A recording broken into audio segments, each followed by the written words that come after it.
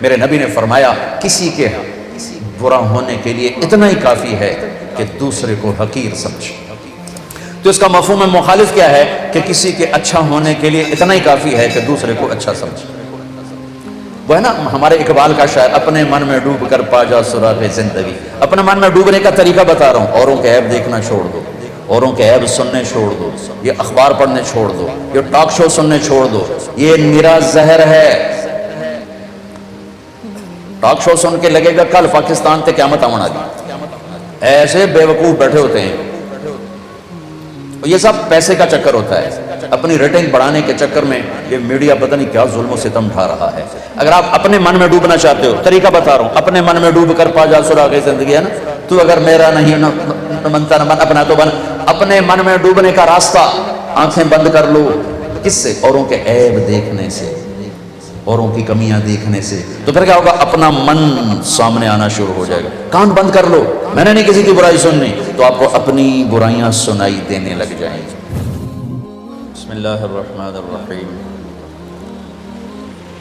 والصلاة والسلام علی سیدنا و مولانا محمد وعلی آلہ وصحبہ اجمعین، اما بعد، فاعوذ باللہ من الشیطان الرجیم، بسم اللہ الرحمن الرحیم۔ ان هذا القرآن يهدي للتي هي اقوم، وقال تعالى فإنما يسرناه بلسانك لتبشر به المتقين وتنذر به قوما لدا، وقال النبي صلى الله تعالى عليه وسلم وإذا التبست عليكم الأمور كقطع الليل المظلم فعليكم بالقرآن فإنه ماحل مصدق وشافع مشفع، من جعله أمامه ساقه إلى الجنة ومن جعله خلفه ساقه إلى النار، أو كما قال صلی اللہ تعالی علیہ وسلم۔ میرے محترم بھائی اور دوستو، قرآن اللہ تعالیٰ کی آخری کتاب ہے، آسمان سے اتاری ہوئی انسانوں کی رہبری اور ہدایت کے لیے۔ ساری آسمانی کتابوں کو اللہ تعالیٰ نے رمضان میں اتارا، اس کی پسند، اس کی حکمت۔ موسیٰ ابراہیم علیہ السلام پر صحف چھوٹی کتاب ہے، رمضان میں، یکم رمضان میں۔ موسیٰ علیہ السلام پہ تورات 6 رمضان۔ یہ جو تاریخیں ہیں یہ مختلف ہیں، کبھی کسی روایت میں کوئی تاریخ ہے کوئی، لیکن یہ بات طے ہے کہ سب رمضان میں ہے۔ داؤد علیہ السلام پہ زبور 12 رمضان، عیسیٰ علیہ السلام پہ انجیل 18 رمضان، جناب رسول اللہ صلی اللہ تعالی علیہ وسلم پر قرآن 21 رمضان۔ انا انزلناہ فی لیلۃ القدر وما ادراک ما لیلۃ القدر لیلۃ القدر خیر من الف شہر۔ پیر کی رات 21 رمضان یا 24 رمضان، اس کی بھی روایت ہے۔ جبریل نے آ کر آپ کو خوشخبری سنائی کہ آپ کائنات کے آخری رسول ہیں، اللہ نے آپ کو پسند فرمایا۔ باقی کتابیں ایک دم اتری، پوری اکٹھی ایک ہی وقت۔ قرآن پاک کو اللہ نے 23 سال میں پھیلایا اور تھوڑا تھوڑا کر کے اتارا۔ تنزیل ممن خلق الارض والسماوات العلی، تنزیل من الرحمن الرحیم، کتاب فصلت آیاتہ قرآنا عربیا لقوم یعلمون۔ تنزیل کہتے ہیں بار بار اتارنے کو، بار بار اتارنا۔ انزلہ ایک دم اتار، تنزیل بار بار اتارنا۔ تو قرآن اللہ کا آخری پیغام ہے۔ علامہ زرکشی فرماتے ہیں اس کا کوئی نام رکھا جاتا تو اس کا نام تھا ھذا بلاغ للناس، یہ پیغام ہے لوگوں کو پہنچانے کے لیے۔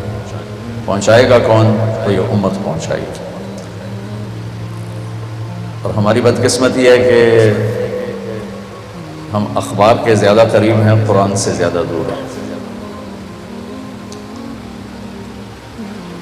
قرآن اللہ کی ذات سے نکلا ہوا، زبان سے نکلا ہوا کلام ہے۔ تورات لکھوائی گئی، اتاری، زبور لکھوائی گئی اتاری، انجیل لکھوائی گئی اتاری۔ قرآن اللہ کی زبان سے نکلا، لکھوایا گیا، زبان سے نکلا، جبریل نے اٹھایا، میرے نبی کے دل پر اترا، وہاں سے آپ کی زبان سے نکلا۔ چونکہ یہ کلام اللہ کا ہے، اسے کوئی بدل نہیں سکتا۔ تورات کتاب ہے، کلام نہیں۔ زبور کتاب ہے، کلام نہیں۔ انجیل کتاب ہے، کلام نہیں۔ وہ کتابیں تھیں، وہ تبدیل ہو گئی، مٹ گئی۔ زبور تو ویسے ہی مٹ گئی۔ قرآن کلام اللہ کا، اور اللہ اپنی ذات میں قدیم، اس کی ہر صفت قدیم، اللہ کی کسی صفت کو بدلا نہیں جا سکتا، تحریف نہیں ہو سکتی۔ تو چونکہ قرآن اللہ کی زبان سے نکلا ہوا کلام ہے، میرا رب شکل و صورت سے پاک ہے۔ اس نے اپنے لیے ہاتھ کہا ہے، ید اللہ فوق ایدیہم ویبقی وجہ ربک ذو الجلال والاکرام، اس کا چہرہ۔ لیکن ہم اس کے بارے میں جانتے نہیں، ایمان لائے جیسے اللہ کا کی ذات اور شان کے مطابق، اس کی کیفیت کے بارے میں ہم نہیں جانتے۔ تو اللہ کی ذات سے نکلا ہوا کلام ہے، اور جبریل نے اٹھایا ہے اور میرے نبی کے دل پر اترا ہے، وہاں سے آپ کی زبان سے ادا ہوا ہے۔ لہٰذا یہ کلام تبدیل نہیں ہو سکتا، اسے کوئی بدل نہیں سکتا، اس کے اندر کوئی کمی بیشی نہیں ہو سکتی، اس میں سے کچھ نکالا نہیں جا سکتا، اس میں کچھ ڈالا نہیں جا سکتا۔ یہ اپنی فصاحت پر اس مقام پر ہے کہ دنیا کے سارے دجال مل کر اس میں کسی ایک آیت کو نہیں ڈال سکتے، ایک آیت کو۔ اتنے عالی مقام پر کھڑا ہوا ہے، اس میں کسی ایک آیت کو نکال نہیں سکتے، کوئی چیز اس میں سے بدل نہیں سکتے، آگے کا پیچھے نہیں کر سکتے، پیچھے کا آگے نہیں کر سکتے۔ وَإِنَّا لَهُ لَحَافِظُونَ، اللہ تعالیٰ کی حفاظت کا اس کے اوپر پہرا ہے۔ ایک انگریز پروفیسر عربی کا، فنکل، عربی کا ماہر عربوں سے بھی زیادہ، ایک کانفرنس تھی، اس میں مصر کے ایک بڑے شیخ، بڑے علامہ، استاد ادیب الکامل، تو یہ پروفیسر ان سے کہتا ہے کہ آپ جیسا علامہ بھی یہ سمجھتا ہے کہ قرآن آسمانی کلام ہے، آپ جیسا عالم فاضل عربی دان بھی یہ سمجھتا ہے کہ یہ آسمان والے کا کلام ہے، یعنی یہ تو بنایا ہوا کلام ہے۔ تو ادیب کامل رحمۃ اللہ علیہ نے فرمایا بیٹھ جاؤ بیٹا، تو دیکھو تم بھی بہت عربی پڑھے ہو، میں خود عرب ہوں، عربی دان ہوں، میں تمہیں قرآن کا ایک مفہوم بتاتا ہوں کہ جہنم بہت بڑی ہے، یہ قرآن نے کہا ہے، جہنم بہت بڑی ہے۔ 10 جملے اس پر لکھو اپنے علم اور اپنی طاقت سے، اور 10 میں لکھتا ہوں اپنے علم اور اپنی طاقت سے۔ تو دونوں بیٹھ گئے، قلم کاغذ سنبھال لیا، 10 جملے فنکل نے لکھے اور 10 جملے ادیب کامل رحمۃ اللہ علیہ نے لکھے، پیپر سامنے رکھ لیے ٹیبل پر۔ فرمایا اس سے بہتر لکھ سکتے ہو کہ نہیں؟ کہنے لگے میں بھی اس سے بہتر نہیں لکھ سکتا۔ اچھا یہ واقعہ سنانے میں مطلب آپ یا میں تمیز نہیں کر سکتے کہ کیا فرق ہے، لیکن ایک چیز آپ کے سامنے آئے، کچھ تو سامنے آئے۔ کہنے لگے اب سنو قرآن کیا کہتا ہے، جہنم بہت بڑی ہے۔ تم نے 10 جملے لکھے ہیں، میں نے 10 جملے لکھے ہیں۔ قرآن یوں کہتا ہے، یوم نقول لجہنم هل امتلأت فتقول هل من مزید، سورہ قاف، کہ جب ہم جہنم سے کہیں گے تو بھر گئی ہے، تو وہ کہے گی اور بھی لے آئیں تو میں حاضر ہوں۔ ترجمے میں میرے آپ کے لیے کوئی کشش نہیں، الفاظ کے فرق کی تمیز ہمیں نہیں، لیکن جو جانتا تھا اس کا منہ کھلا رہ گیا، یوں کیا اس نے، کیا یہ قرآن میں ہے، کیا یہ قرآن میں ہے؟ تو استاد ادیب نے فرمایا رحمۃ اللہ علیہ، ہاں یہ قرآن میں ہے۔ کہنے لگا میں مان گیا ہوں کہ یہ انسانی کلام نہیں ہے، انسان کے بس کا کلام نہیں۔ تو اللہ کی قدرت کا شاہکار ہے قرآن۔ سارے امت قرآن سن رہے ہیں، قرآن پڑھ رہے ہیں، قرآن سن رہے ہیں، یہاں میں قرآن کا ختم ہوا ہے۔ مصنف شروع میں مقدمہ میں اپنی کتاب کا تعارف کراتا ہے، مختصر مضمون بتاتا ہے، پھر اس کو پھیلاتا ہے، پھر آخر میں جا کے پھر اس کا خلاصہ کر کے بتاتا ہے۔ تو میں آپ کو آج قرآن کا خلاصہ بتا دوں، چونکہ سارا قرآن پڑھا گیا۔ سورۃ فاتحہ مقدمہ ہے، اس میں قرآن کا تعارف ہے سورۃ فاتحہ میں، بلکہ میرے نبی نے فرمایا مجھے تورات کے بدلے میں سورہ فاتحہ ملی ہے، تورات، اور میرے نبی تشریف فرما ہے اور جبریل تشریف لاتے ہیں اور ایک دم دھماکہ ہوتا ہے۔ تو آپ نے فرمایا یہ کیا دھماکہ ہوا ہے؟ تو جبریل عرض کرتے ہیں کہ آج آسمان کا ایک دروازہ کھلا ہے جو پہلے کبھی نہیں کھلا، ایک فرشتہ آ رہا جو پہلے کبھی نہیں آیا، اور 2 کلام لا رہا ہے جو پہلے کبھی نہیں آئے، صرف آپ کے لیے آ رہے ہیں۔ تو وہ فرشتہ آتا ہے اور کہتا ہے یا رسول اللہ ابشر بالنورین، آپ کو 2 نور کی بشارت ہو، ایک سورۃ فاتحہ اور ایک سورہ بقرہ کا آخر آمن الرسول بما انزل الیہ من ربہ والمؤمنون۔ یہ 2 نور یہ جبریل نہیں لائے، یہ کوئی اور فرشتہ لے کر آیا، جبریل آپ کے پاس بیٹھے ہوئے۔ سورۃ فاتحہ 7 آیات ہیں۔ حضرت علی کا فرمان ہے اگر میں سورۃ فاتحہ کی تفسیر بیان کروں تو 70 اونٹوں پہ لا دی جائے گی، 70 اونٹ، ایک آیت کے لیے 10 اونٹ۔ ایک دفعہ عشاء کی نماز پڑھا کے بیٹھے اور فرمایا تو میں بسم اللہ کی تشریح کروں، جی کریں، تو شروع ہو کہاں سے؟ با، بسم اللہ با، کہ تمہیں با کا مطلب بتاؤں۔ با عربی واحد زبان ہے جس میں حرف کا بھی مطلب ہوتا ہے۔ ہماری اردو میں با کا کوئی مطلب نہیں، فارسی میں با کا کوئی مطلب نہیں، انگلش میں بی کا کوئی مطلب نہیں، عربی میں با کا مطلب ہے۔ اور آپ شروع ہوئے عشاء کی نماز کے بعد، فجر کی اذان ہو گئی، ابھی با کی تشریح چل رہی تھی۔ یہ علم ہے، یتفجر العلم من جوانبہ، کہنے والے کہتے ہیں حضرت علی کے روئیں روئیں سے علم کے چشمے پھوٹتے تھے، چشمے۔ وتنطق الحکمۃ من نواحیہ، اور سراپر حکمت کا بول زبان سے نکلتا ہے، اور کہنے والا کہہ رہا ہے وہ سر سے لے کر پاؤں تک حکمت ہی حکمت تھے، ان کی ہر ادا حکمت سے بھرپور تھی۔ سارے قرآن کا خلاصہ سورۃ فاتحہ ہے، اور سورۃ فاتحہ کا خلاصہ ایاک نعبد و ایاک نستعین ہے، صرف تیری بندگی صرف تجھ سے مانگنا، کسی اور سے نہیں مانگنا۔ وَإِذَا سَأَلْتَ فَاسْأَلِ اللَّهِ، جب بھی سوال کرنا اللہ سے کرنا۔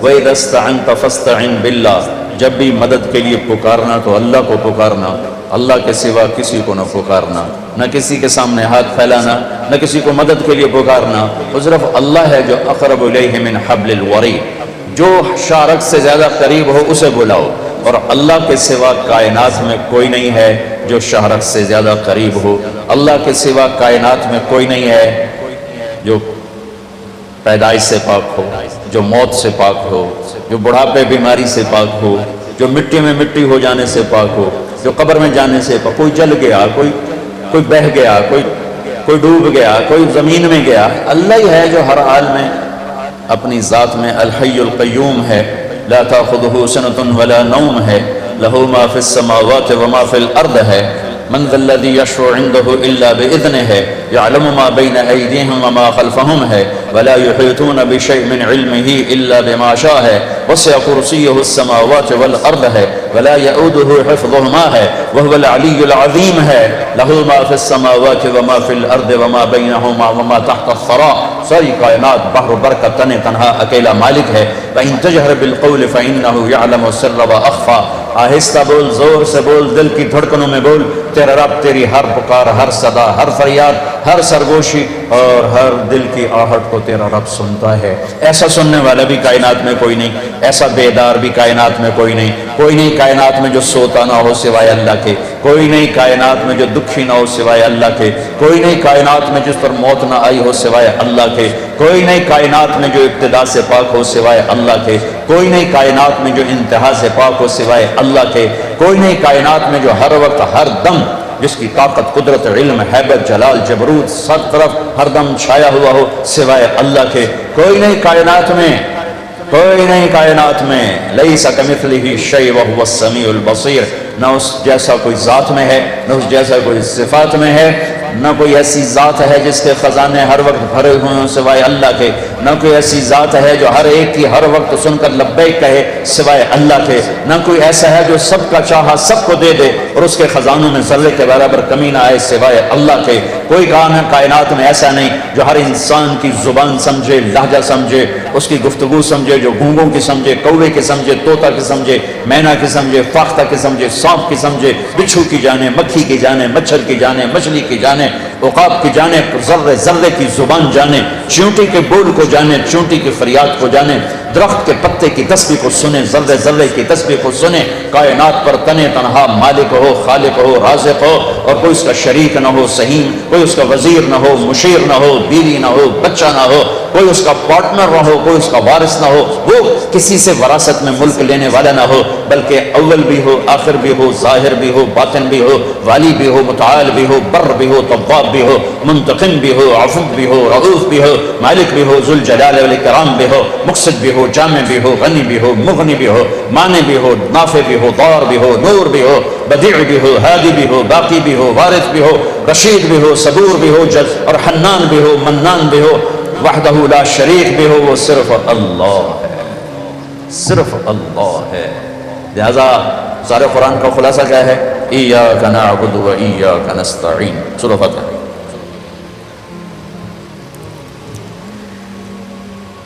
تو میرے بھائیوں، سورۃ فاتحہ میں خلاصہ، پھر اس کو پھیلایا 30 پاروں میں، اب پھر 30واں پارہ آ گیا، سارے قرآن کو پھر خلاصہ کر کے 3 آیت میں بیان کر دے، بس وہی آپ کو بتاتے ہیں۔ والعصر، یہ 30واں پارہ، ان الانسان لفی خسر الا الذین آمنوا وعملوا الصالحات وتواصوا بالحق وتواصوا بالصبر۔ قرآن قسمیں اٹھاتا ہے، اللہ قسمیں اٹھاتا ہے قرآن میں، یہ قرآن کی آخری قسم ہے، قرآن کی پہلی قسم سورہ نساء، فلا وربک لا یؤمنون حتی یحکموک فیما شجر بینہم ثم لا یجدوا فی انفسہم حرجا مما قضیت ویسلموا تسلیما۔ یہ قرآن کی پہلی قسم، یہ قرآن کی سب سے حسین، خوبصورت، سب سے خوبصورت قسم۔ اللہ کیا کہتا ہے؟ اے میرے محبوب، مجھے آپ کے رب کی قسم، مجھے آپ کے رب کی قسم۔ عجب اظہار محبت ہے، عجب، مجھے آپ کے رب کی قسم ہے، تو خود لگتا یوں ہے جیسے رب محمد کوئی اور ہے اور قسم اٹھانے والا رب کوئی اور ہے، مجھے آپ کے رب کی قسم۔ یہ اظہار محبت کا ایک انداز ہے، جب محبت انتہا کو ہوتی ہے تو یوں بیان کیا جاتا ہے۔ یہ قرآن کی پہلی قسم ہے کہ آپ کراچی والوں کو بتا دیں، جب تک آپ کے فیصلوں کے سامنے سر نہیں چکائیں گے، مرد ہے یا عورت، ان کا ایمان قبول نہیں ہے۔ قرآن کی آخری قسم، والعصر ان الانسان لفی خسر الا الذین آمنوا وعملوا الصالحات وتواصوا بالحق وتواصوا بالصبر۔ یہ آخری قسم۔ اللہ تعالیٰ نے کامیاب ناکام کون ہے اس کو یہاں بیان کر دیا ہے۔ یہ سورت 3 آیات پر ہے، آخری قسم ہے، اور اس سورت میں جلال ہے، جلال ہے، کلام میں جلال ہے۔ تھوڑا پہلے جمال آتا ہے، یہاں جلال ہے، زبردست، لہجہ زبردست ہے، لہجے میں گھن گرج ہے، لہجے میں جھنجھوڑنا ہے، جھنجھوڑنا کہ اتنا قرآن تمہیں سنا دیا، تم نہیں سمجھے، تم نے سر نہیں اٹھایا، تم نے کان نہیں دھرے، اب بات ختم ہونے کو ہے، میں سارے قرآن کو سمیٹ کے 3 آیات میں بند کر رہا ہوں، اب کان کھول کے سنو، ورنہ ہمیشہ کی تباہی اور بربادی مقدر بن جائے گی۔ ساری دنیا کے انسان ناکام ہیں، کوئی کامیاب بھی ہے؟ ہم کامیاب ہیں۔ کون؟ آمنو، جو ایمان لائے، کافر نکل گئے، عامل الصالحات، جنہوں نے عمل اچھے کیے، ایمان والے نکل گئے، وتواصوا بالحق، جنہوں نے حق کی دعوت دی، عمل والے نکل گئے، وتواصوا بالصبر، جنہوں نے صبر کی دعوت دی، دعوت والے نکل گئے۔ ہر جگہ ناکامی کا مفہوم بدلتا جا رہا ہے، سب سے جا کر آخر میں کامل کامیابی کا پروانہ مل رہا ہے۔ تھوڑا اس سے پہلے اللہ تعالیٰ نے وہاں بھی انتہائی جلال میں اللہ نے 11 قسمیں اٹھا کر 11 قسم تو ایک ہی کافی ہوتی ہے، چاہے جھوٹا آدمی بھی قسم کھائے۔ ہمارے پنجاب میں پنچایتوں میں دیہاتوں میں تو پنچایتی فیصلے ہوتے ہیں، عدالتوں میں غریب لوگ کہاں جاتے ہیں تو وہاں قسم چلتی ہے۔ اگر کوئی قسم اٹھا دے تو وہ جھوٹا بھی ہو تو کہتا ہے ٹھیک ہے جی، ہوں اے جانے تے رب جانے، اسی جی گل مکا چھڈی، ٹھیک ہے جی، اللہ جانے تے رب جانے، کوئی گل نہیں، آپ پہ اللہ جانے۔ وہ قسم اتنی طاقتور چیز ہے کہ جھوٹی قسم اٹھانے والے کو بھی کہتے ہیں اچھا جو ٹھیک ہے، جا معاف کیتا۔ اور جب قسم اٹھانے والا اللہ ہو جسے قسم اٹھانے کی ضرورت ہی نہیں ہے، اور جب ایک قسم نہ اٹھائے 11 جتنی قسمیں اٹھاتا جاتا ہے وزن، والعصر ایک قسم، والضحى واللیل، دو قسم، واللیل اذا یغشی والنہار اذا تجلی وما خلق الذکر والانثى، تین قسمیں، والسماء ذات البروج والیوم الموعود وشاہد ومشہود، چار قسمیں، والفجر ولیال عشر والشفع والوتر واللیل اذا یسر، پانچ قسمیں۔ جیسے جیسے قسم بڑھتی ہے وزن بڑھتا ہے، وزن بڑھتا ہے۔ سب سے زیادہ اللہ نے جس مضمون میں وزن ڈالا ہے وہ کامیابی اور ناکامی ہے، کہ کامیاب کون ہے، ناکام کون ہے، کیونکہ ہمارے ذہنوں میں سمایا ہوا ہے جس کی تجارت چل گئی، یہ جو میمن ہیں، ان کے ہاں تو میمن کیا، شیخ، چلو راجپوت بھی لے لو، میں اپنے آپ کو بھی بیچ میں شامل کر لوں، سب کا ایک ہی ایمان بن چکا ہے، تجارت چل گئی تو کامیاب، تجارت نہیں چلی تو ناکام۔ اس میں میمن، قریشی سب برابر ہو گئے، تجارت چل گئی کامیاب، تجارت نہیں چلی ناکام، یہ مفہوم ہے، یہ مفہوم ہے۔ عزت کامیاب نہیں ملی ناکام، پیسہ مل گیا کامیاب نہیں ملے ناکام۔ اللہ نے اس بت کو پاش پاش کیا ہے، 11 ہتھوڑے مار، 11 قسمیں اٹھا، 11 اللہ کی قسم پورے قرآن میں 11 قسمیں نہیں ہیں سوائے اس ایک جگہ کے کہ کامیاب کون ہے، ناکام کون ہے۔ وشمس وضحاہا، مجھے سورج کی قسم، مجھے اس کی روشنی کی قسم، والشمس وضحاہا والقمر اذا تلاہا، مجھے چاند کی قسم جو پیچھے آتا ہے، والنہار اذا جلاہا، مجھے دن کی قسم جو روشن کرتا ہے، واللیل اذا یغشاہا، مجھے رات کی قسم جب وہ چھا جاتا ہے، 5۔ والسماء، مجھے آسمان کی قسم، اب اللہ تعالیٰ یہاں جلال میں آتے ہیں اور اپنے آپ کو شامل کرتے ہیں، وما بناہا، مجھے آسمان کے بنانے والے رب کی قسم، والارض، مجھے زمین کی قسم، وما طہاہا، زمین کے بچھانے والے رب کی قسم، ونفس، مجھے تیری جان کی قسم، وما سواہا، تیری جان کے بنانے والے رب کی قسم، 11 قسمیں، ٹھا ٹھا ٹھا ٹھا، او ہو، یہ اندر کے بتوں پر فائر ہو رہے ہیں، اندر کے بتوں کو توڑا جا رہا ہے، اور آخر میں اللہ نے نتیجہ کیا دیا ہے، جواب قسم، قد افلح من زکاہا وقد خاب من دساہا، جس نے اپنے من کو پاک کیا وہ کامیاب ہے، چاہے تجارت چلے یا نہ چلے، اور جس نے اس کو گندا کر دیا وہ ناکام ہے، چاہے تجارت چلے یا نہ چلے۔ اسی کو آگے جا کے کھولا ہے کہ پاک کیسے ہوتا ہے اور ناپاک کیسے ہوتا ہے۔ جب وہ ایمان لاتا ہے تو 1/4 پاکیزگی اور 3/4 ناپاکی۔ اگر وہ ایمان میں ہی نہیں ہے تو پورا گندا، پورا ناپاک، پورا ناکام۔ ایمان آیا، ایمان 1/4 پاکیزگی، 3/4 گندگی۔ عمل آیا، 1/2 پاکیزگی، 1/2 ناپاکی۔ دعوت آئی، ایک دوسرے کو حق کی دعوت، 3/4 پاکیزگی، 1/4 تھوڑی میل کچیل۔ صبر آیا تو سارا پاک ہو گیا، سارا صاف ستھرا ہو گیا۔ سورۃ والشمس میں اللہ نے اشارہ کیا، اسے پاک کرو کامیاب، اسے گندا کرو گے ناکام۔ گندا کیسے ہوگا؟ ایمان کوئی نہیں، گندا۔ عمل کوئی نہیں، گندا۔ تبلیغ کا کام نہیں، گندا۔ صبر کوئی نہیں، گندا ہو گیا۔ یہ پاکیزہ کیسے ہوگا؟ عمل، ایمان بناؤ، عمل بناؤ، دعوت بناؤ، تبلیغ بناؤ اور صبر بناؤ۔ یہ 4 کام مرد عورتوں پر کرنے ضروری ہیں، اس کے بغیر نہ کوئی مرد کامیاب ہے نہ کوئی عورت کامیاب ہے۔ والعصر، یہ عجب قسم اللہ نے اٹھائی۔ والعصر، مجھے زمانے کی قسم۔ زمانہ چونکہ ایک رفتار سے، زمانہ نہیں بدلتا، انسان بدلتے ہیں، لہذا والعصر، زمانے کی قسم کے لحاظ سے مطلب یہ ہے کہ میرے بندو، یہ قانون ابدی ہے، دائمی ہے، ازلی ہے۔ آدم علیہ السلام سے نسل شروع ہوئی اور قیامت کے دھماکے تک نسل آئے گی۔ یہی 4 اصول ہیں کامیابی کے، اور یہی 4 اصول ہیں دنیا اور آخرت کی عزتوں کے، اور انہی کو چھوڑ دینا ہی ناکامی ہے، چاہے زمانہ ماضی ہو، حال ہو اور مستقبل ہو۔ والعصر، زمانے کی قسم، زمانے کی قسم، انہی 4 کے ساتھ پار نکلو گے ورنہ نہیں نکل سکتے۔ والعصر، مجھے عصر کے وقت کی قسم، عصر کے وقت کی قسم۔ عصر کے وقت کی قسم کیوں اٹھائی ہے؟ عرب کی تہذیب کو سمجھنا پڑے، تب پتہ چلے گا کہ عصر کے وقت کی قسم کیوں اٹھائی ہے۔ عرب دشمنی کا ملک ہے، قتل و غارت کا ملک ہے، لڑائی جھگڑوں کا دیس ہے۔ عصر کے قریب قافلے تیز چلتے تھے کہ شام دن ڈوبنے سے پہلے کسی محفوظ پناہ گاہ تک پہنچ جائیں تاکہ دشمن کے حملے سے محفوظ ہو جائیں، تو قافلوں میں تیزی آ جاتی تھی۔ سفر میں تیز. والعصر کو یہاں سے سمجھو آپ, والعصر کو یہاں سے سمجھو کہ عرب کا دیس ہے, دشمنیوں کا ملک ہے, قتل و غارت عام ہے, مارنا مرنا, مار دینا, میدان میں مرنا, یہ ان کی عزت ہے. بستر پہ مرنا ان کے ہاں عیب ہے.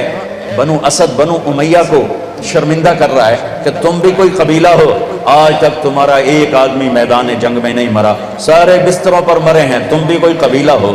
یہ ان کی نیچر ہے. تو والعصر میں ایک بڑا خوبصورت پیغام ہے کہ جیسے عصر کا وقت دن کو ٹائٹ کر دیتا ہے اور دن چھپنے میں تھوڑا وقت رہ جاتا ہے, تو میرے بندو تم کیا کرتے ہو؟ تیزی دکھاتے ہو, تیزی دکھاتے ہو. اسی طرح کائنات کی عصر ہو چکی ہے اور قیامت بہت قریب آ چکی ہے. اسی طرح تیری زندگی کی عصر ہو چکی ہے اور موت قریب آ چکی ہے. یہ چار کام جلدی جلدی سمیٹ لے, جلدی جلدی سمیٹ لے, جلدی جلدی سمیٹ لے کہ وقت کا تیز رفتار پہیا ہر لمحے تیری زندگی کو لے کے کھینچ کے لے جا رہا ہے, لے جا رہا ہے, لے جا رہا ہے. دن رات کے کلہاڑے تیری زندگی کے درخت کو کاٹ رہے ہیں. دن رات کی آریاں تیرے تنے کو چیرتی جا رہی ہیں. تو ایک دن کھوکھلے کے تنے کی طرح گر کے مٹی میں مٹی ہو جائے گا. تیری اولاد کو بھی یاد نہیں رہے گا کوئی ہمارا باپ تھا, کوئی ہماری ماں تھی. جیسے آج ہمیں یاد کوئی نہیں, ایسے ہمیں کوئی یاد نہیں کرے گا. یہی اس دنیا کی ریت ہے. تو والعصر میں اتنا خوبصورت پیغام ہے کہ ٹائم تھوڑا رہ گیا ہے, جلدی کر. ٹائم تھوڑا ہے, جلدی کر, جلدی کر. اور اس امت کی عمر ہی ویسے ہی تھوڑی ہے, 60-70 سال. جلدی کر لو, جلدی کر لو. اس میں سے کتنی گزر گئی, اب کتنی باقی ہے. جلدی کر لو, جلدی کر لو. ایک مطلب والعصر کا, اور یہ لغت کا ہے, یعنی لغت میں سے, تفسیر سے نہیں بتا, پہلے تو تفسیر سے بتا رہا ہوں. یہ ہے لفظ سے, لفظ کی دلالت سے. عصر کہتے ہیں نچوڑنے کو, نچوڑنا.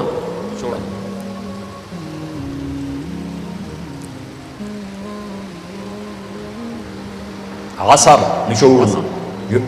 ثم ياتي من بعد ذلك عام فيه يغاث الناس وفيه يعصرون, سورہ یوسف. نچوڑنا. من المعصرات ماء ثجاجا, نچوڑنا, رس نکالنا, رس نکالنا. جو لوگ سعودیہ جاتے ہیں وہ جو ہوتے ہیں جوسز کے ڈبے, ان پر لکھا ہوتا ہے عصیر, عصیر التفاح, عصیر العنب, عصیر الجوافہ, رس, جوس. جوس میں کیا خوبی ہے؟ یہ گلاس ہے نا, اس میں ایک آم نہیں آ سکتا. اس میں ایک مالٹا ڈالو, اوپر ہی پھنس کے کھڑا ہو جائے گا. لیکن اسی میں 4 مالٹوں کا جوس آ جائے گا, 4 چھوٹے چھوٹے مالٹوں کا جوس آ جائے گا, 2 مالٹوں کا جوس آ جائے گا. ایک آم اندر نہیں جا سکتا, لیکن 2 آم کا جوس نکالو, 3 کا نکالو تو اس میں سما جائے گا. چیز زیادہ کو سکیڑ کر چھوٹا کر کے پیش کرنا. تو ایک اس کا مطلب یہ بنتا ہے کہ میرا رب فرما رہا ہے, میں نے 30 پارے تمہیں قرآن سنایا, تم نے کان نہیں دھرے, یا دھرے بڑی اچھی بات ہے. اب میں تمہیں سارے قرآن کا جوس نکال, جوسر میں ڈال کے, اور تمہیں سارے قرآن کا جوس نکال کر 4 چیزوں میں ڈال کے بتا دیتا ہوں. یہ 4 کام کر لو, سارا قرآن تمہارے اندر آ جائے گا. بڑا خوبصورت مطلب ہے. اللہ تعالیٰ پوری قرآن کی کہانی کو جوس بنا کر, نچوڑ کر, اور 4 صفتوں میں یوں پیش کر رہا ہے کہ یہ لے لو, 4 کام کرو, کامیاب ہو. عورت کرے, یہ 4 کام کرنے ضروری ہیں, ان میں کوئی ایک بھی غیر ضروری نہیں ہے. ایمان کے بغیر کوئی کامیابی نہیں. ان اللہ لا یغفر ان یشرک بہ, کوئی معافی کوئی نہیں. ویغفر ما دون ذلک لمن یشاء, اس کے علاوہ اللہ جسے چاہے معاف کر دے. تو بھائیو, پہلی بات ہے ایمان بناؤ. ایمان کا اتنا درجہ حاصل ہو جائے, اذا سرت کا حسنۃ وساءت کا سیئۃ فانت مومن, نیکی کر کے خوش ہو اور گناہ کر کے پشیمان ہو تو آپ ایمان والے ہو. یہ درجہ اگر حاصل ہو گیا تو ایمان کے پاس ہونے والے نمبر آ گئے, 33 نمبر آ گئے. 33 نمبر کوئی فخر کی چیز نہیں ہوتی, لیکن فیل ہونے کا تانا تو نہیں دیا جا سکتا.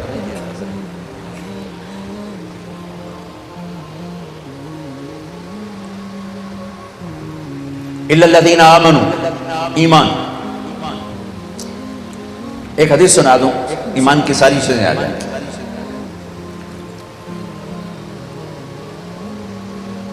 ایک وفد آیا, علقمہ بن حارثہ رضی اللہ تعالیٰ عنہ. فرمایا آپ نے کون لوگ ہو؟ کہا مومن, ایمان والے. اچھا, کیا علامت ہے تمہارے ایمان کی؟ خمسۃ عشر خصلۃ، 15 باتیں ہمارا ایمان ہے، 15 باتیں ہمارے ایمان کی ہیں۔ 5 آپ نے بتائیں، 5 صحابہ نے بتائیں، 5 ہم پہلے سے کرتے ہیں۔ ہم نے کہا اچھا میں نے کیا بتایا؟ آپ نے کہا آمن نؤمن باللہ و ملائکتہ و کتبہ و رسلہ و بالبعث بعد الموت، اللہ کا شکر ہے ہمارا اس پر ایمان ہے۔ کہا اچھا 5 میرے صحابہ نے کیا بتائیں؟ لا الہ الا اللہ محمد رسول اللہ، شکر ہے ہمارا ایمان ہے۔ نماز پڑھیں ہمارا ایمان ہے، زکوٰۃ ہمارا ایمان ہے، روزہ ہمارا ایمان ہے، حج ہمارا ایمان ہے۔ نماز، زکوٰۃ، روزہ، حج، ایمان کے بعد کچھ نماز پڑھتے ہیں، بہت سارے نہیں پڑھتے۔ ایمان کے بعد تھوڑے لوگ زکوٰۃ دیتے ہیں، بے شمار لوگ زکوٰۃ نہیں دیتے۔ ایمان کے بعد کچھ لوگ حج کرتے ہیں، کچھ لوگ نہیں کرتے۔ لیکن نہ کرنے سے آدمی کافر نہیں ہوتا ہے، انکار کرنے سے آدمی ایمان سے نکل جاتا ہے۔ تو اللہ کا فضل ہے یہ 5 بھی ہیں۔ نماز نہ پڑھنے والا بھی شکر ہے ایمان تو ہے۔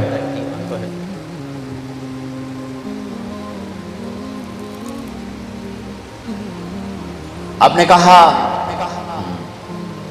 کون سی ہیں جو پہلے سے ہیں؟ مل خمس التی تخلقتم بها یا الشکر عند الرخاء والصبر عند البلاء والرضا بمر القضاء والصدق في مواطن اللقاء وترك الشماتة بالمصیبة اذا حلت بالاعداء۔ کہ یا رسول اللہ فراخی پہ شکر، اللہ دیتا ہے شکر، اللہ لیتا ہے صبر، تقدیر کے فیصلوں پہ راضی، میدان جنگ میں پیٹھ نہ پھیرنا، دشمن کی تکلیف دے کر بھی خوش نہ ہونا۔ آپ نے کہا واہ واہ واہ واہ واہ واہ، تم تو بڑے عالی شان لوگ ہو، 5 اور لے لو، ایمان مکمل، ایمان مکمل۔ پہلی 5 آمنت باللہ و ملائکتہ و کتبہ و رسلہ و بالبعث بعد الموت، یہ سارا مجمع اسی صفت والا بیٹھا ہوا۔ دوسری 5 شہادت لا الہ الا اللہ محمد رسول اللہ کی گواہی، نماز، روزہ، زکوٰۃ، حج، سب ماننے والے بیٹھے ہیں۔ کچھ نماز پڑھتے ہیں، کچھ نہیں پڑھتے، لیکن انکار کوئی نہیں کرتا کہ نماز ہے نہیں، روزہ ہے نہیں، زکوٰۃ ہے نہیں۔ شاید کوئی بد نصیب ہو ایسا۔ اگلی 5 ملے تو شکر، لے لے تو صبر، تقدیر پر راضی، میدان میں اڑ جانا۔ اب ہمارے لیے میدان جنگ کیا ہے؟ ہمارے لیے تو توپ تلوار کوئی نہیں، ہمارے لیے بازار میں سچ بولنا، یہ میدان جنگ ہے۔ سارا بازار جھوٹ بول رہا ہے، سچ بولو۔ سارا بازار ڈنڈی مار رہا ہے، صحیح تولو۔ سارا بازار کھوٹ کر رہا ہے، کھوٹ سے پاک ہو کے بیٹھو۔ سارا بازار گاہ کو لوٹنا تجارت سمجھتا ہے، آنے والے کا بھی بھلا چاہو کہ آنے والا بھی میرا مسلمان بھائی ہے، مجھ سے فائدہ اٹھا کے جائے۔ اس کی جیب، ایک تاجر نے کہا جیب کاٹنا ہی تو تجارت ہے، جیب کاٹنا ہی تو تجارت۔ میں کہا تسی مہذب جیب کترے ہو گئے، ایک دعا جیب کترا ہے جڑا بیچارہ نپیا جائے تو لتر کھاندا ہے۔ تسی دکان تے بیٹھ کے سیٹ صاحب، میاں صاحب، شیخ صاحب، پتہ نہیں کیا کیا کہلاتے ہو، لیکن دونوں جیب کترے ہی ہو، ایک مہذب ہے، ایک بیچارہ گرا پڑا۔ کہا جی جیب کاٹنا ہی تو تجارت ہے۔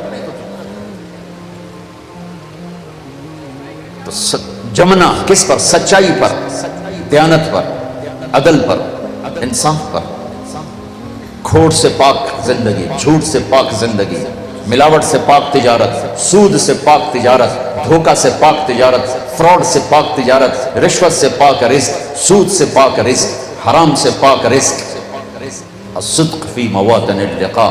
آج نفس کی جنگ ہے، نہنگو اشتہاؤ شیر نر مارا تو کیا مارا، بڑے موزی کو مارا نفس امارہ کو گر مارا۔ شکر، صبر،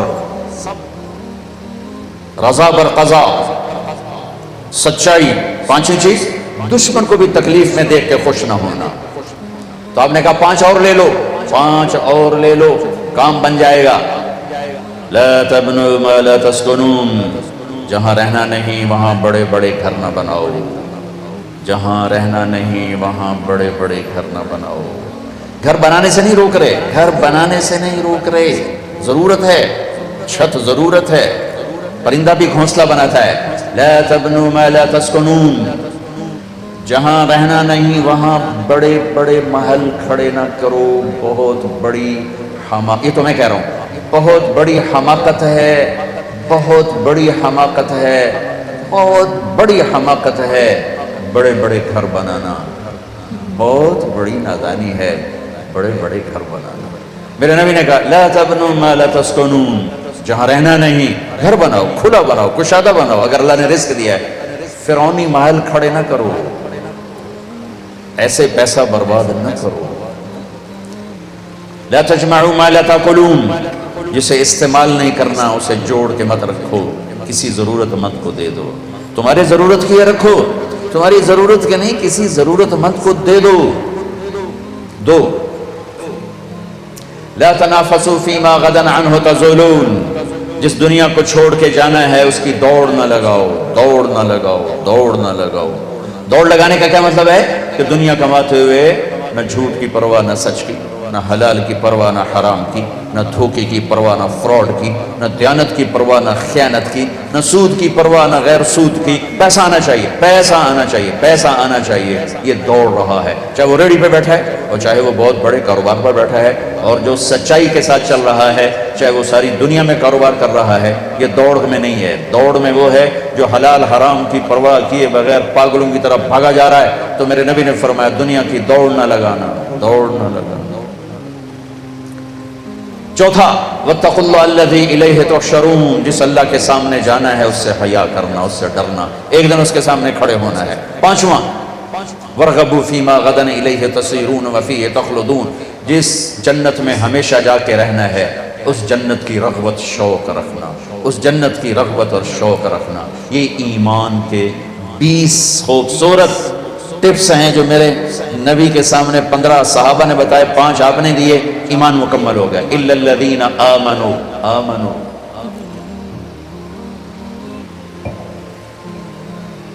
دوسرا ہے وعملوا الصالحات، اچھے عمل. ہر نیکی اچھا عمل ہے، ہر نیکی اچھا عمل ہے، فرض ہو واجب ہو سنت ہو مستحب ہو. ہر گناہ کا چھوڑنا اچھا عمل ہے، شراب چھوڑنا اچھا عمل ہے، فحاشی چھوڑنا اچھا عمل ہے. عامل الصالحات کی ایک لمبی لائن ہے، اس میں عبادات میں نماز سب سے اعلیٰ ہے. اس وقت روزہ متوجہ ہے، میں تھوڑی روزے کی بات کروں گا. روزہ متوجہ ہے، ایک عشرہ گزر چکا ہے، دوسرا شروع ہے. میرے نبی جب مدینہ میں تشریف لائے تو پہلا سال روزے فرض نہیں ہوئے. ہجرت کا دوسرا سال شعبان کی 2 تاریخ پیر کے روز روزے کی فرضیت کی آیات آئیں. یا ایھا الذین آمنوا کتب علیکم الصیام کما کتب علی الذین من قبلکم لعلکم تتقون. 2 شعبان میرے نبی نے 9 رمضان پائے، 9. اور میرے نبی کے سارے رمضان گرمی میں آئے، سردی میں کوئی رمضان نہیں. اب ستمبر میں تشریف لے گئے تھے، ستمبر میں، اور یوں انگریزی مہینہ یوں چلتا ہے اور عربی مہینہ اس کو کاٹتا ہوا یوں چلتا ہے، یوں چلتا ہے. اب ستمبر میں پہنچے تو اگلا پورا سال گزر گیا. اس سے اگلے سال رمضان کی فرضیت کوئی جولائی میں آئی، جولائی تقریباً اگست جولائی. آپ کا رمضان سارا گرمی میں گزرا ہے. 9 رمضان گزارے، سارے گرمی میں گزارے. سردی میں کوئی رمضان نہیں گزارا. سردی میں روزے رکھے آپ مسلسل. رمضان کی تیاری آپ رجب سے شروع کرتے تھے. رجب کا چاند دے کر کہتے اللہم بارک لنا فی رجب و شعبان وبلغنا رمضان سلم لنا لرمضان وسلمہ لنا وتسلمہ منا متقبلا.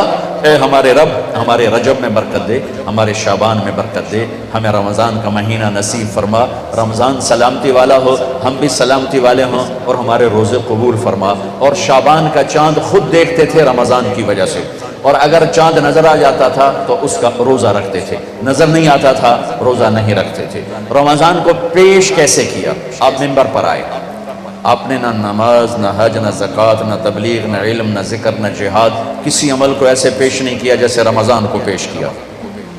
اور یہ ذہن میں رہے کہ میرے نبی کا سارا رمضان گرمی کا گزرا ہے، ہمارے اوپر بھی گرمی کا رمضان ہے. اللہ کرے ہم سارے ہی رکھ رہے ہوں. شیطان دھوکہ دیتا ہے، بھوک لگے گی، پیاس لگے گی. سنو میرا نبی کیا کہہ رہا ہے. آپ منبر پر آئے، فرمایا ماذا یستقبلکم، وہ کون آ رہا ہے. اب میں تو اب تمہیں حدیث سنا رہا ہوں، اگر میں ایک دم کہوں وہ کون آ رہا ہے تو اب سارے پیچھے دیکھو، ایسے دیکھو. تو ہم نے کہا ماذا یستقبلکم، وہ کون آ رہا ہے. وماذا تستقبلون، تم کس کے آگے جا رہے ہو. سارے ادھر ادھر.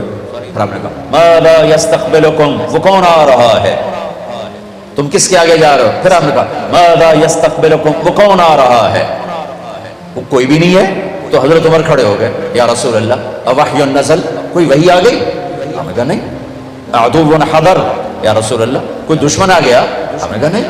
کہا تو پھر کون آیا ہے. ہم نے کہا رمضان آ گیا، رمضان آ گیا. سبحان اللہ. رحمتوں کا مہینہ آ گیا ہے، محبت کا مہینہ آ گیا ہے، فرض 70 کے برابر ہو گیا ہے، نفل فرض کے برابر ہو گیا ہے۔ رمضان میں اللہ کا عرش پہلے آسمان پر آتا ہے اور جنت کے دروازے کھل جاتے ہیں، جہنم کے دروازے بند ہو جاتے ہیں۔ ایک فرشتہ اعلان کرتا ہے، یا باغ الخیر ابشر، اے بھلائی کے چاہنے والے تمہیں مبارک ہو، اور یا باغ الشر اقصر، اے برائی کے کرنے والے اب بس کر، اب واپس آ جا، اب بس کر۔ اور اللہ کی طرف سے اعلان ہو رہا ہے، کوئی مانگنے والا، کوئی چاہنے والا، کوئی مانگنے والا، کوئی چاہنے والا۔ پہلی امتوں پہ رمضان فرض ہوا روزہ 24 گھنٹے، افطاری سے افطاری۔ ہمارے اوپر فرض ہوا افطاری سے افطاری، لیکن دوسرا دن تھا یا تیسرا دن تھا، ایک صحابی قیس بن سرمہ شام کو آئے گھر، مزدور آدمی، بیوی سے پوچھا کچھ کھانے کو ہے؟ بیوی نے کہا کچھ نہیں۔ کہا اچھا، تو کہنے لگی نہیں نہیں تم بیٹھو، میں تیرے لیے کوئی افطاری لے کر آتی۔ وہ چلی گئیں، یہ لیٹ گئے، ان کو نیند آ گئی۔ اگلا روزہ کیسے شروع ہوتا تھا؟ جب مغرب کے بعد کوئی سو جاتا تھا تو اگلا روزہ شروع ہو جاتا تھا۔ تو وہ آئی لیٹ، سورج چھپ گیا، یہ ان کو نیند آ گئی، تو انہوں نے ایک دم چیخ ماری، ہائے ابن سرمہ، ارے تو پھنس گیا، کھل کیا ہوا؟ کہ اگلا روزہ شروع ہو گیا، کیسے کروں گا؟ خیر تو رکھنا تو پڑا، دوپہر کو بے ہوش ہو گئے، ایک روایت۔ دوسری روایت، زور کی نماز مسجد میں پڑھنے گئے، گر کے بے ہوش ہو گئے۔ آپ نے پوچھا کیا ہوا؟ کہا جی ایسے روزہ رکھنا پڑ گیا۔ تو آپ بڑے رنجیدہ ہوئے، تو ایک دم اللہ نے قرآن اتار دیا، میرے نبی چلے آپ کی امت کے لیے گنجائش، آپ سحری تک کھائیں پیئیں، آپ کے لیے سب حلال ہے، بیوی بھی حلال ہے، کھانا بھی حلال ہے، پینا بھی حلال ہے، سب حلال۔ جب سو صادق آئے تو آپ کھانا پینا بند کر دیں اور اس کے بعد اپنے روزے کو پورا فرمائیں۔ تو ہمارے ساتھ اللہ تعالیٰ نے یہ معاملہ فرمایا، آپ کی توفیل اللہ تعالیٰ نے روزے میں آسانی فرمائی، سحری افطاری میں تقسیم کر دیا، لیکن اس کے بدلے میں ہمیں ایک نماز دی، تراویح کی نماز، جس میں اب قرآن پڑھا گیا ہے۔ پہلی امتوں کے پاس تراویح کی نماز نہیں تھی، اس لیے کہ ان کے کتاب کی تلاوت نہیں تھی۔ ہماری کتاب کی تلاوت ہوتی ہے، ان کی کتاب کی تلاوت نہیں تھی۔ کیوں؟ کہ وہ اپنی کتاب کے حافظ نہیں ہوتے تھے، وہ نماز میں صرف تسبیح پڑھتے تھے، ہم نماز میں قرآن پڑھتے ہیں، سارا قرآن۔ اللہ نے ہمارا قرآن ہمیں ایسے آسان کر کے دے دیا، ہمیں تراویح کی نماز دی، چونکہ تراویح کی نماز 20 رکعت ہے اور کھایا پیا ہوتا ہے۔ ویسے اگر تراویح اس پر افطاری پہ اگر تو کھایا ہو نا، معافی چاہتا ہوں انسان بن کے، پھر تو 40 تراویح بھی پڑھی جا سکتی، لیکن روزہ والا کھاتا ہے کہ میں بس آج ہی لب ہے، کل لبنا ہی کوئی نہیں، سموسے بھی اندر، پکوڑے بھی اندر، کلفہ بھی اندر، 7 اپ بھی اندر، روح افزا بھی اندر، پتہ نہیں کی کچھ بلائیں اندر پا کے بیٹھے ہوئے، ہوں اٹھیے کہ میں ہوں تک اٹھی آئی نہیں جانتا، ہوں اس تراویحاں کی پڑھنی، اس طرح نماز بھی کوئی نہیں پڑھنی، 5 منٹ اندر لے کے بیٹھو ہے۔ اور اگر میرے نبی کی طرح افطاری کرو، ہمارے نبی کیسے کرتے تھے؟ ایسے کھجور ہاتھ میں پکڑی ہوتی تھی، کھجور چوکڑی مار کے بیٹھے ہوتے تھے، ایک کھجور ہاتھ میں تھا، ایک اور سامنے پانی رکھا ہوتا تھا، یا کبھی دودھ، پانی یا دودھ یا ستو، اور ایک آدمی چھت پہ چڑھا ہوتا تھا اگر مدینہ میں ہے، اور اگر سفر میں ہے تو کسی وہ ٹیلے پہ چڑھا ہوتا تھا سورج کے منہ کا، آپ یوں کھجور لے کے بیٹھے تھے انتظار۔ جو ہی سورج کا کنارہ غائب ہوتا، وہ کہتا یا رسول اللہ، سورج گیا تو اب فوراً کھجور منہ میں ڈالتے اور اوپر سے گھونٹ گھونٹ کر کے پانی پیتے تھے، ایک دم نہیں پیتے تھے، ایک دم۔ ابھی پرسوں کی بات ہے، اینا اکھیاں ویکھے آئے، ہک آیا میرے خیال ہے جوس، وہ بسم اللہ کر کے ہکے ساچ اندر لے گیا، پھر آیا کوئی دودھ لسی، وہ بھی ہکے ساچ اندر لے گیا، پھر آیا کوئی آیا روح افزا جا، رتا جا، وہ بھی اندر 6 گلاس میرے اکوں سارے پی گیا۔ میں کوئی اندر ٹینکی ہے یا پیٹ ہے؟ میرے نبی گھونٹ گھونٹ کر کے پیتے تھے کہ سارے دن کا معدہ گرم ہو کر ایک دم ٹھنڈا پانی ڈالو گے، اندھا دھند ڈالو گے، بیمار ہو جاؤ گے۔ سبحان اللہ، یہ کوئی حلال حرام کی بات نہیں ہو رہی ہے کہ 3 سانس میں کے علاوہ 1 سانس میں پیے گا تو حرام ہو جائے گا، یہ طبی لحاظ سے، صحت کے لحاظ سے میرے نبی کا طریقہ ہے۔ تو آپ گھونٹ گھونٹ پانی پیتے تھے اور اس کے بعد آپ نماز کے لیے کھڑے ہو جاتے تھے۔ سردیوں میں آپ کھجور پہلے کھاتے تھے، پانی بعد میں پیتے تھے، اور کیوں؟ یہ روزہ سردیوں کا نفل ہوتا تھا، فرض نہیں۔ آپ نے سردیوں کا رمضان تو دیکھا ہی نہیں۔ گرمی میں آپ کے سارا رمضان گرمی کا ہے، تو گرمی میں آپ ترجیح دیتے تھے، پانی پہلے پیتے تھے، کھجور بعد میں لیتے تھے۔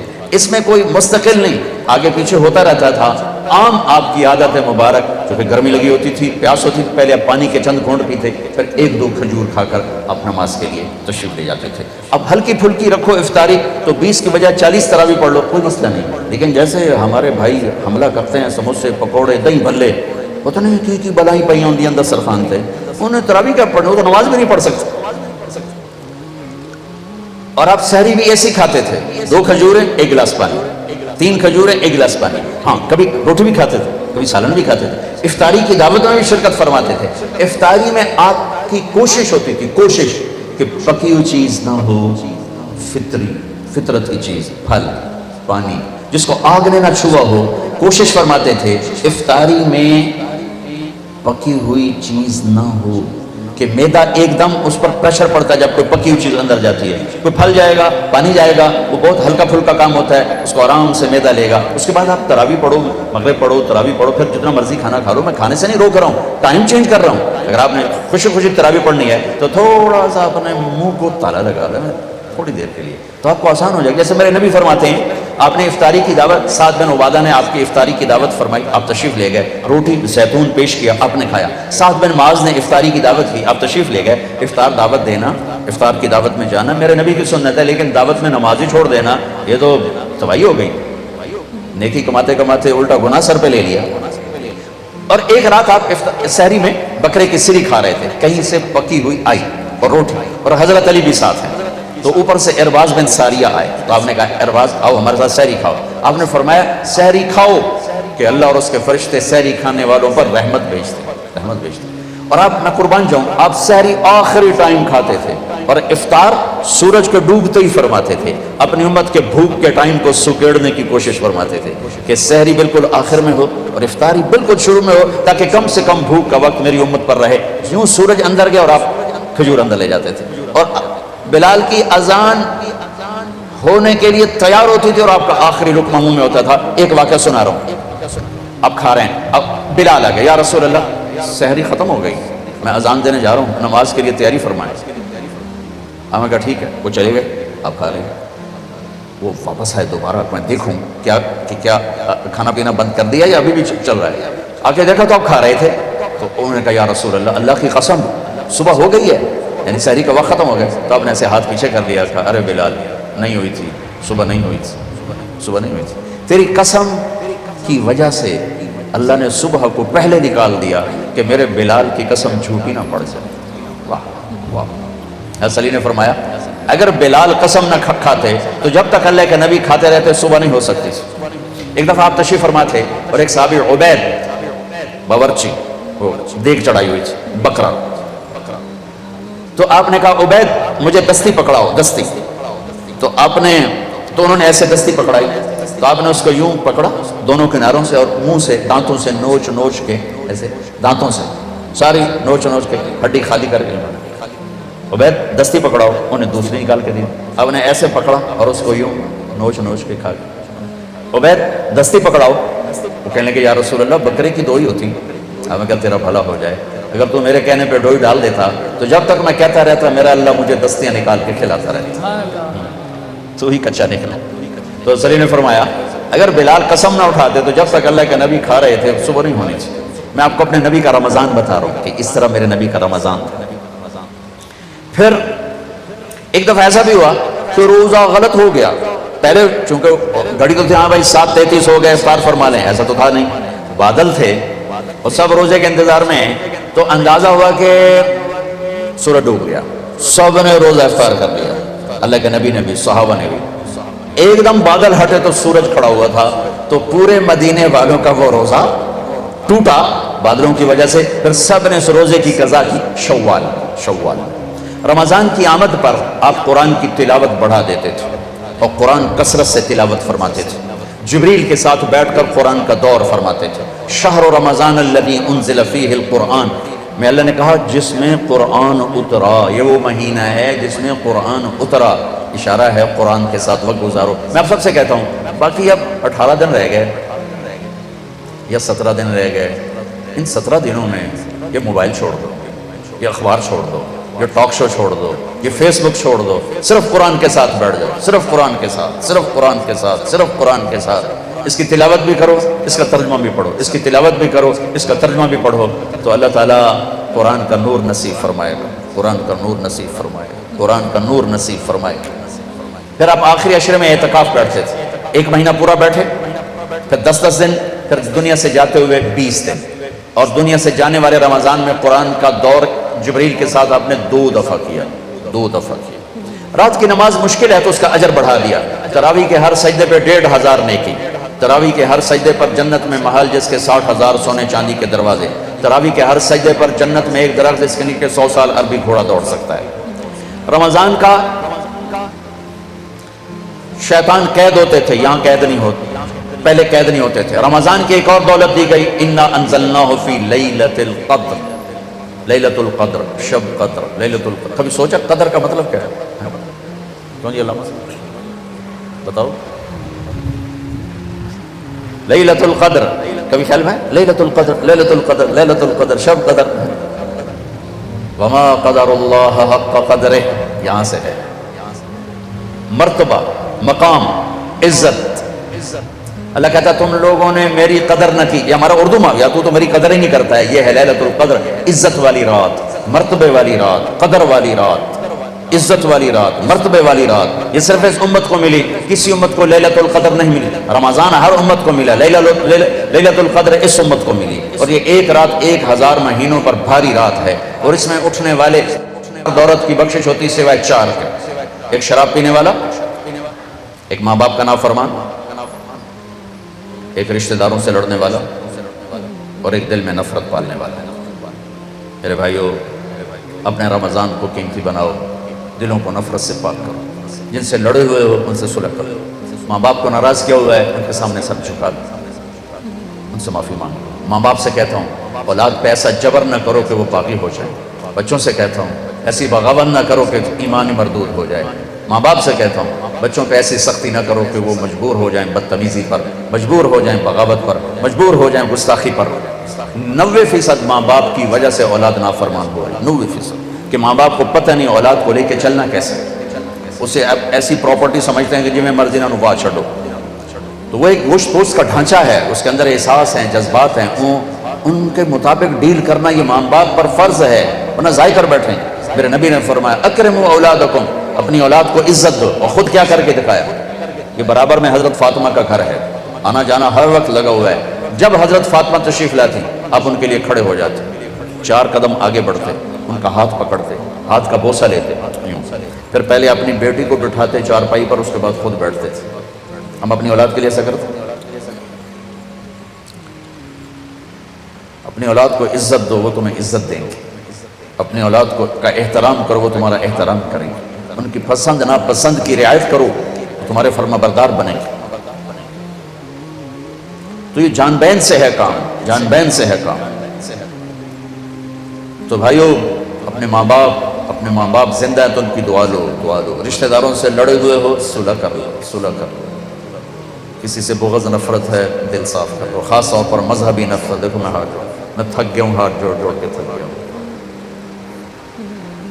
دل کے پھپھولے جل اٹھے سینے کے داغ سے، اس گھر کو آگ لگ گئی گھر کے چراغ سے، تو ادھر ادھر کی نہ بات کر، یہ بتا کہ قافلہ کیوں لٹا، مجھے راہزنوں سے گلا نہیں، تیری راہبری کا سوال ہے۔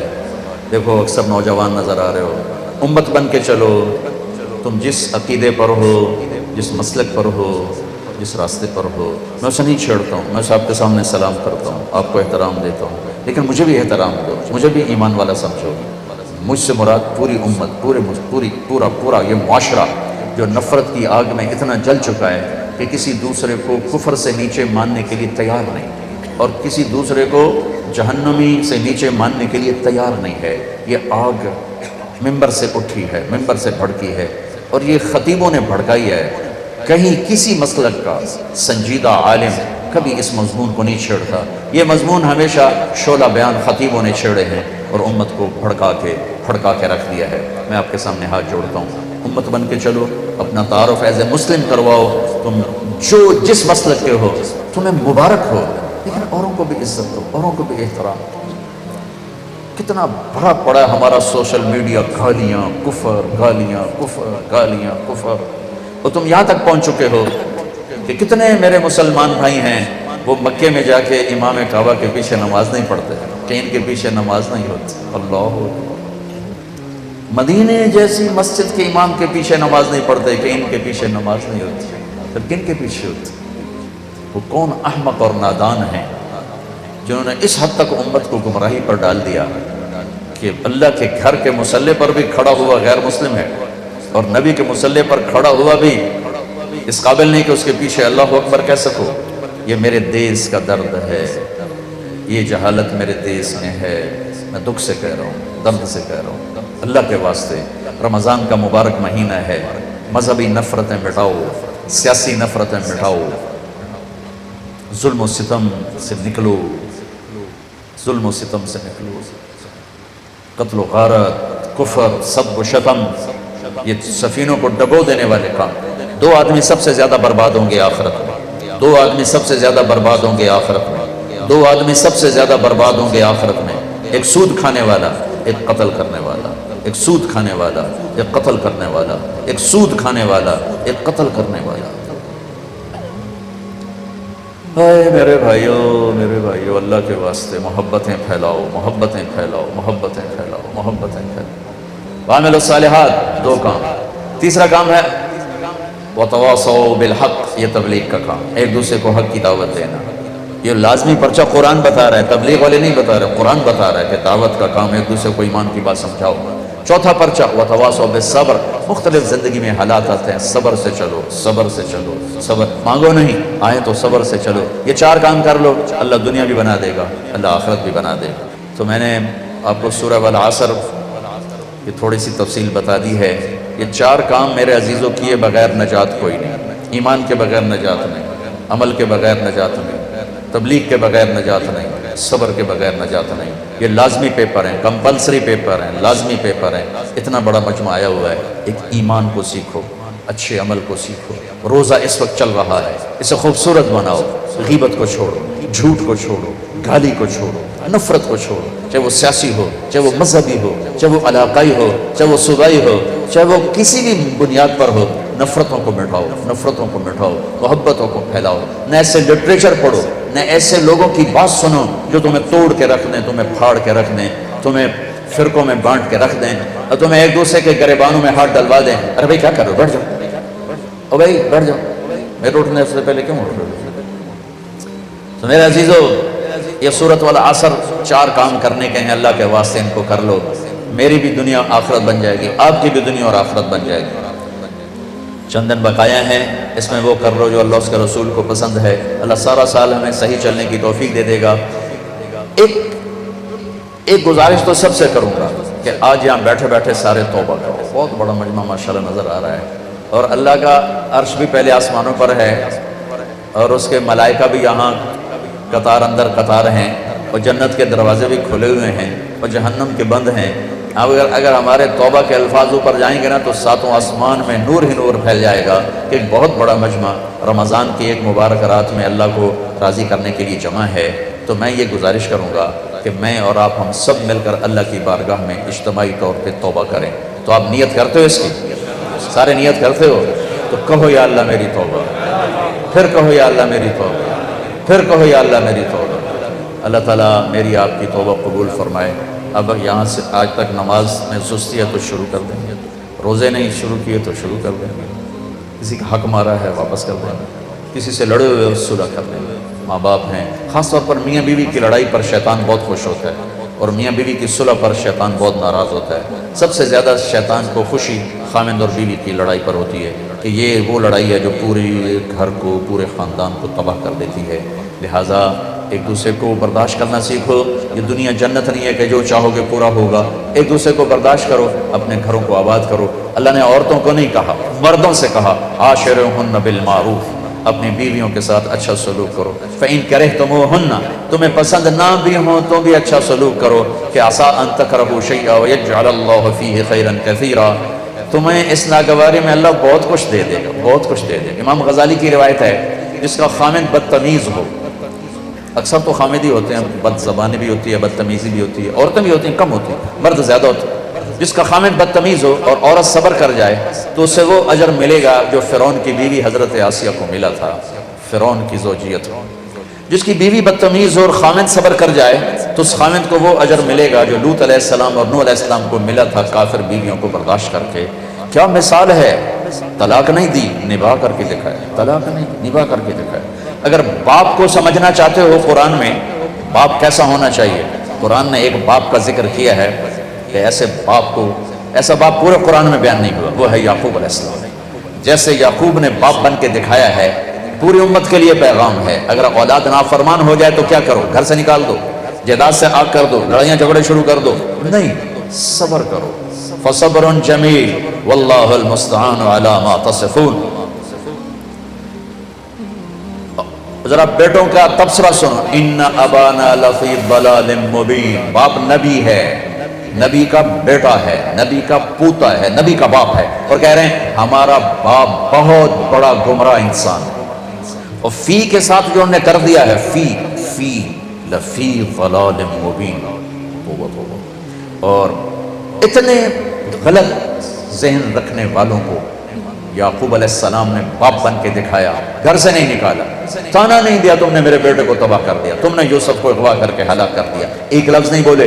40 سال بعد اللہ نے سب کو ملا بھی دیا، جھکا بھی دیا، جوڑ بھی دیا، محبت اور الفتیں بھی قائم فرما دی، ایک دوسرے سے پیار محبت کی فضا بھی، سب کی بخشش بھی کروا دی۔ تو میرے دو سب سے زیادہ رشتوں کو نبھانا مشکل کام ہوتا ہے، تو جس کی بیوی بدتمیز ہو اور وہ خامد صبر کرے تو لوط اور نوح علیہ السلام والا صبر ملے۔ اولاد نافرمان ہو جائے، یہ میں اضافہ کر رہا ہوں، اولاد نافرمان ہو جائے اور باپ صبر کر جائے اور حسن سلوک کو باقی رکھے تو امید ہے اللہ یعقوب علیہ السلام والا اجر عطا فرمائیں گے، اجر عظیم عطا فرمائیں گے۔ ایک بہت بڑے بزرگ ہیں، ان کی بیوی بڑی بدتمیز، ان کا ایک مرید ان کو ملنے آیا، وہ گئے ہوئے تھے جنگل، اس نے دروازے پر دستک دی کہ میرے پیر ہیں۔ وہ کہنے کہ تیرے پیر دی بھی ایسی تیسی تے نال تیری بھی ایسی تیسی، نال چنگیاں سلواتاں پڑھ سنائی۔ اسے کہلے بھی اے کی بنی، تو اندر ہی کام بگڑیا پیا۔ اس نے دائیں بائیں پوچھا میرا پیر کدھر ہے، انہوں نے کہا جنگل گئے تھے۔ وہ جنگل کو چل پڑا، آگے دیکھا تو وہ لکڑیاں کاٹ کے شیر پر لاد کے آ رہے تھے، شیر پر۔ تو وہ حیران ہو کر کہنے لگا پیر سائیں بیگم تک قابو آئی نہیں تھی، شیر کی میں قابو آ گیا۔ وہ کہنے لگے میرا پتر اودیاں سہ کے اللہ نے شیر میرے قابو کر دیتے، اودیاں سہ کے رب ہے شیر میرے قابو کر دیتے۔ دیکھو بھائی یہ جنت نہیں ہے، یہ لڑائی جھگڑے کی جگہ ہے، تو صلح کرو۔ بڑوں کا کام ہے، عام طور پر سسرالی معاشرہ تباہی پھیرتا ہے، صلح کا کردار ادا نہیں کرتا، آگ بھڑکاتا ہے۔ تو میں سب سے پاک گھر کی مثال دیتا ہوں، سب سے پاک جوڑا نبیوں کے بعد علی و فاطمہ۔ ہمارے نبی گھر میں آئے، بیٹی کے تو اب تھوڑا غمگین بیٹھے، آپ نے کہا کیا ہوا؟ کہا میرا اور علی کا جھگڑا ہو گیا۔ کہا علی کدھر ہے؟ کہیں باہر نکل گئے۔ تو آپ نے خود علی کی تلاش میں نکل پڑے، یہی نہیں کہا میں بیٹی کا باپ ہوں، میں کیسے جاؤں داماد کے پاس۔ اب خود چل پڑے تلاش کرنے، دیکھا تو حضرت علی مسجد میں لیٹے ہوئے تھے، چادر اتر کرتا ذرا اوپر چڑھ گیا تھا تو کمر پر مٹی کے لگی ہوئی تھی، تو آپ آ کر بیٹھ گئے اور یوں اٹھائے، قم یا ابا تراب، بڑے پیار سے کہا ابو تراب اٹھو۔ ابو تراب کا مطلب تھا کہ مجھے پتہ چل چکا ہے تمہارا دونوں کا جھگڑا، لیکن تو مجھے ویسا ہی پیارا ہے جیسے پہلے پیارا تھا، یہ پیغام ہے ابو تراب نے۔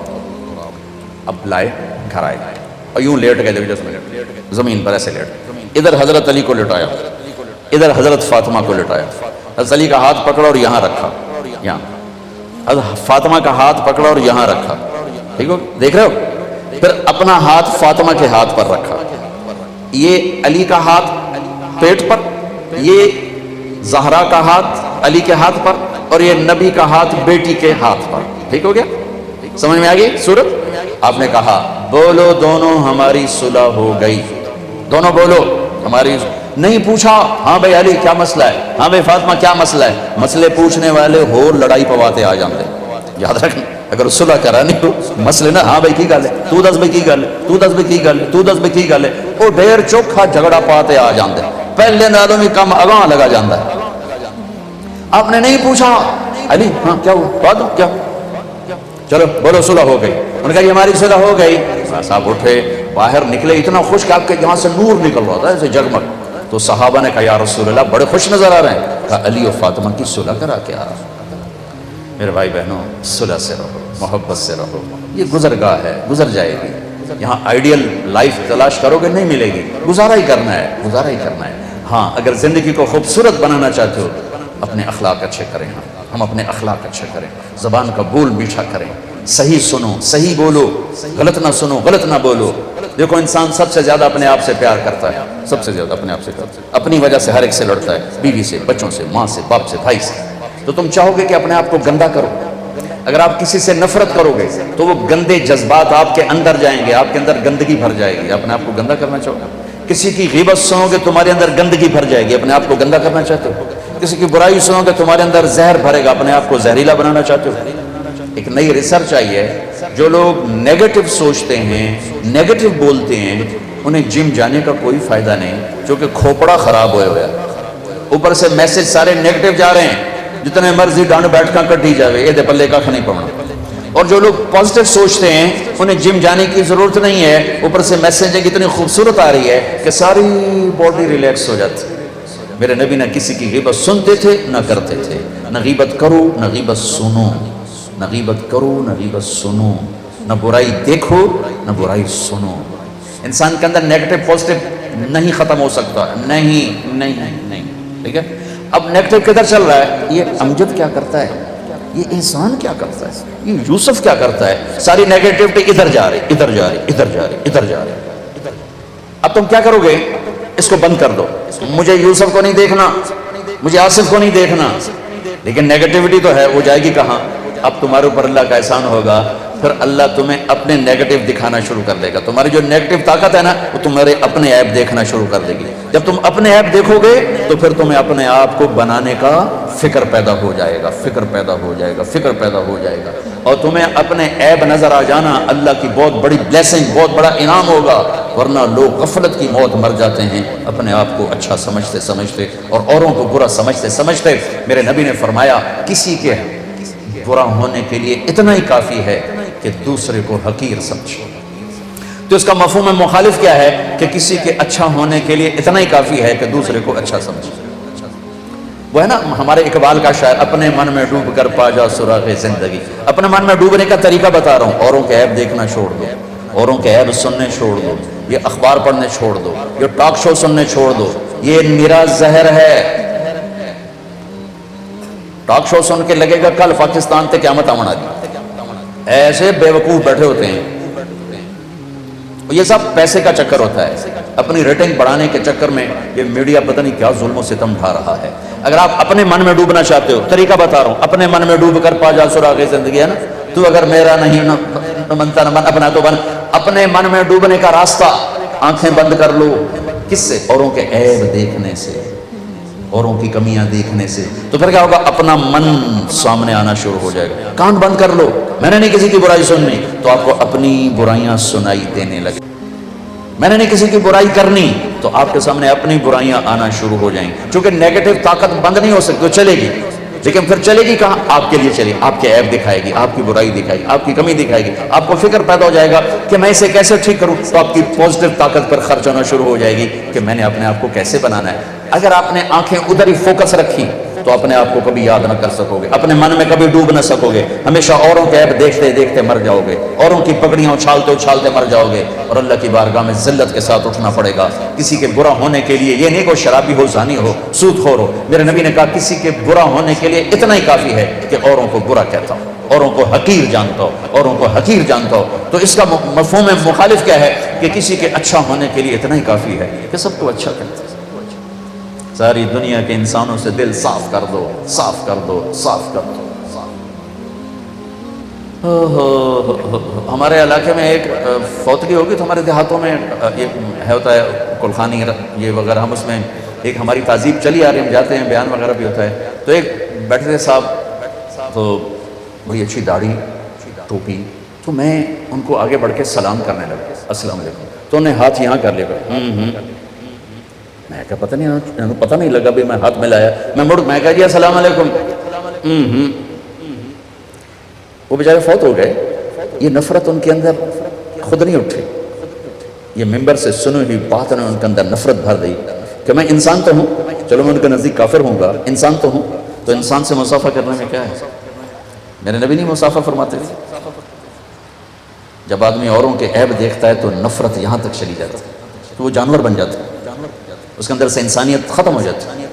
جب وہ اپنے عیب دیکھتا ہے تو اس کے اندر انسانیت بیدار ہو. اپنے من میں ڈوب کر, اپنے من میں ڈوبنے کا طریقہ بتا رہا ہوں, عیب دیکھنا چھوڑو, عیب سننا چھوڑو, عیب پڑھنا چھوڑو, یہ ٹاک شوز چھوڑو, یہ سارے منفی پروگرام چھوڑو, تو پھر تمہارے اندر کا سسٹم آن ہوگا. پھر تمہارے اندر کی وہ جو سافٹ ویئر ہے نا, وہ ابھی اس پر مٹی پڑی ہوئی ہے, وہ بیدار ہوگا جب تم یوں کر لو گے, مجھے نہیں سننا, مجھے نہیں دیکھنا.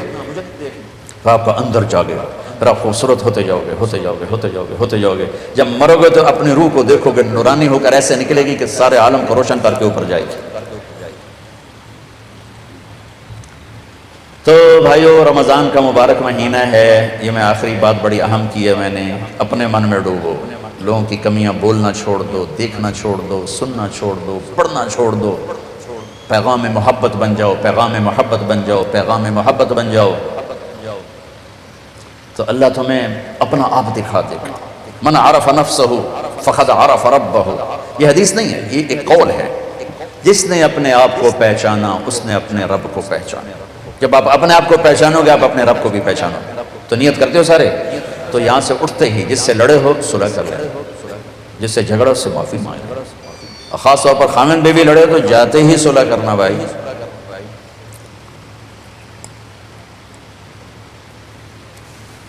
میں بہت بیان کیا کرتا ہوں, یہ ہمارے ایک دوست ہیں, ہمارے راجپوتوں میں ایک شاخ ہے رنگڑ, وہ بڑی اتھرے اتھرے پٹھی مادے ہوں. تو وہ ہمارے ساتھ چلتے رہے. ایک دن میں نے ان کے گھر فون کیا, ان کی بیگم نے اٹھایا, وہ تھے نہیں. میں نے کہا بتا دینا میں نے فون کیا تھا. کہا جی اچھا. جب وہ آئے تو مجھ سے کہنے لگے مولانا صاحب ایک لطیفہ سنو. میں نے کہا سنو. کہ میں گھر آیا تو میری بیگم نے کہا تھارے مولوی کا فون آیا تھا. میں نے کہا کون سا؟ کہ وہی جس نے تمہیں رنگڑ سے انسان بنا دیا. میں نے کہا ارے اللہ کی بندی, میں انسان نہیں. کہا بالکل نہیں. کہا وہ کیسے؟ کہ بتا تیری میری شادی کو کتنے سال؟ میں نے کہا 27 سال. کہا 27 سال میں ایک دفعہ ہنس کے بولا ہے؟ کہ میں سر کو جانے لگا کہ میں تو کبھی نہیں بولا ہنس کے بیوی کے ساتھ. کہ ابھی تمہاری باتیں سن کے پتہ چلا. کہ ابھی تو جو انسان بنا ہے آگے پوچھتا بھی ہے, حال بھی پوچھتا ہے, ہنستا بھی ہے. بھائیو یہ زندگی مٹی ہوئی ہے, اسے سیکھو اللہ کے واسطے. جتنا نماز کا سیکھنا ضروری اتنا گھر کی زندگی کا سیکھنا ضروری. علماء سے کہتا ہوں یہ اختلافی باتیں چھوڑ کر لوگوں کو دین سمجھاؤ, لوگوں کو معاشرت سمجھاؤ, لوگوں کو محبت سمجھاؤ. کیا آگ لگائی ہوئی ہے بھائیو. یہ دین پڑھو, یہ دین سیکھو. صرف نماز تو نہیں ہے, 5 وقت کی نماز ہے, پھر کیا کرنا ہے؟ سال کا 1 مہینہ روزہ ہے, پھر کیا کرنا ہے؟ 24 گھنٹے کا دین سیکھو. بیوی سے کیسے, بیوی خامن سے کیسے, دونوں اولاد سے کیسے, اولاد ماں باپ سے کیسے, بھائی سے کیسے, بڑوں سے کیسے, چھوٹوں سے کیسے, نوکر سے کیا معاملہ, ماتحت سے کیا معاملہ, افسر سے کیا معاملہ, تجارت میں کیا ہوں, زراعت میں کیا ہوں. زندگی کے ہر شعبے کو نبی کی سیرت سے روشن کرو. میرے نبی تو ایک خوبصورت زندگی لائے ہیں جو روشن ہے اور روشن رہے گی. اسے کبھی کوئی گہرا نہیں سکتا, کوئی گم نہیں کر سکتا. ایک ہی تو میرے نبی اس کائنات کی واحد وسیلہ نجات ہیں, جن کے پیچھے چل کر دنیا کو منزل ملے گی, دنیا کو نجات ملے گی. ورنہ تو ادھر ادھر بھٹک کے سب تباہ ہو جائیں گے. سارے بھائی اس کی نیت کرو.